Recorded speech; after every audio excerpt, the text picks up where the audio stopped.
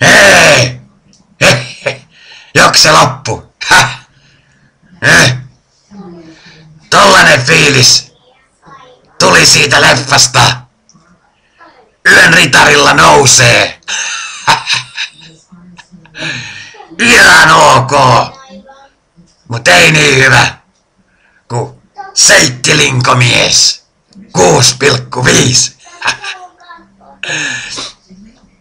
Ja sitten asiaan.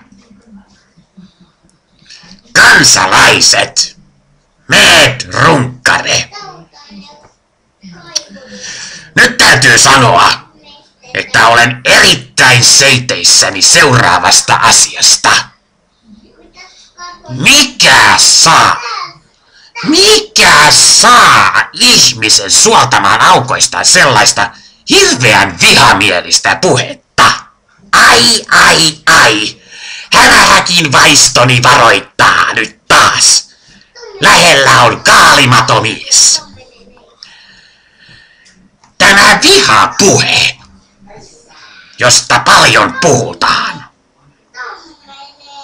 josta niin moni supersankarikolleganikin puhuu, kuten kapteeni Homerikka, Aave-astuja tai Hoor, tuo ukkosen jumalan iloluonteinen superhoito. Minua saa haukkua vaikka kuinka, sillä minä voin seitittää ja vetää turpaan.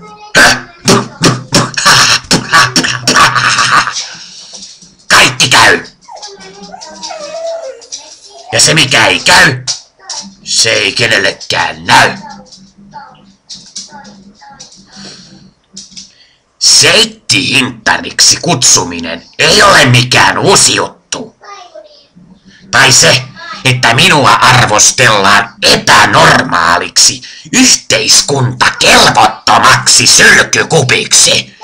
Mieheksi, jolla ei ole mielikuvitusta, joka haluaa leikkiä naamioleikkiä.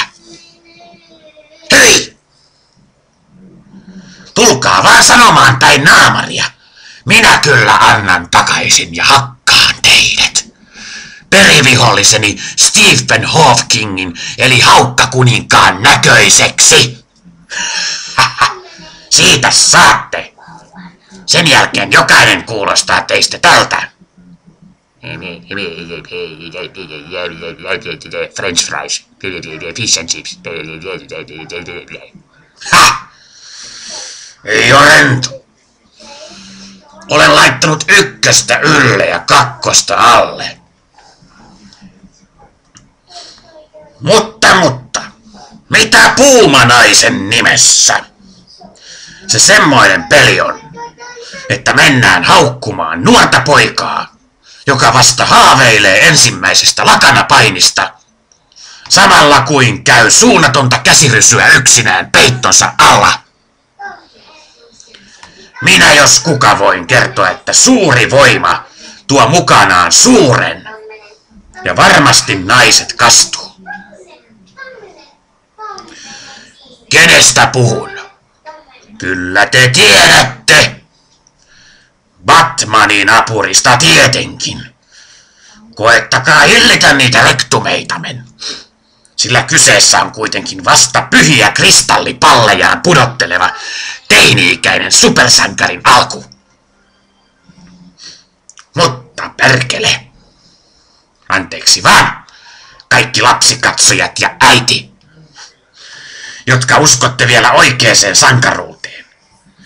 Ja kaikki YH-äidit, jotka 2+:n sivuilla kirjoittelette fantasianovellejanne minusta, päästäksenne edes alitajunnassanne siihen hetkeen, kun huppupäinen maskuliinisuuden ruumiillistuma saa seittisyöksyn. Ei, sanon ei. Voitte kääntyä sen traumatisoituneen hiirimiehen puoleen, joka ei koskaan pääse yli siitä, että jokeri vaan vetoaa metroseksuaalina anarkistina enemmän naisiin. Ja joka ei koskaan pääse yli siitä, että seittiä aukoistaan sinkoava, sinipunainen jäykkänä lihaksiaan pullistava sankari on nyt in, totaalisen in. Ja kun sille päälle sattuu, olen myös drive in. Muistattehan mitä kävi meitädilleni. Ei ollut korppikotkan tekosia se. Hakkaamisiin. Saulaa!